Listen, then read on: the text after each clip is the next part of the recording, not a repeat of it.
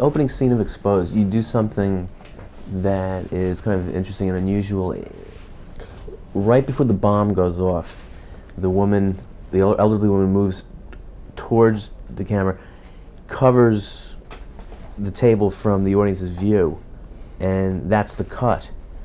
Was that in the script, or was that a cutting decision that you made later? It was in the script. It was always in the script. That whole opening sequence was always conceived the way. I always knew the movie had to open that way. Even before I knew I was about the terrorism playing as much of a role as it did, I just felt it was a kind of disjointed sequence in my mind until much later, but I saw that opening that way. It was almost like a dream, which I eventually would have had to abandon if it didn't make some sense and connect to the movie, but I just felt it would be right.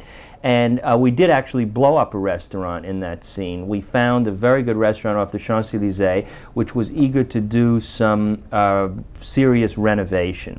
And since I had no other really expensive scenes to shoot in the movie, and for me, a lavish budget, although it was only 60% the average studio budget, we had $7 million, I thought, okay, we can splurge on this opening and really do it right. So we agreed with this restaurant that we would blow it up, and then we would pay for the redecoration that the guy would be doing.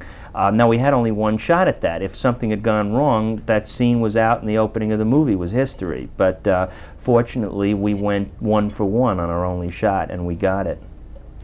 You're a New Yorker, or originally native New York. How did you like shooting in the city? I know you did it really in fingers. It always seems to me that you can kind of get a natural kind of street theater quality. I feel New York seems like almost a village to me. I know it inside out.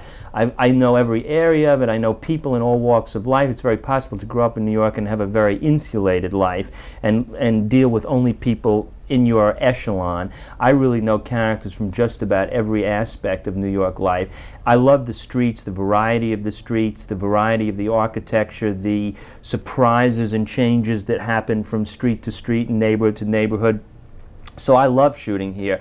I was actually even more excited to shoot in Paris because although I love New York, I had shot fingers in New York, as you say, and in Paris, I not only had not shot there before, but no one else whom I have ever seen in an American film, and really practically none in French films, have used Paris the way I see it and feel it, which is a kind of beautiful, dark, menacing, threatening, slightly gloomy city.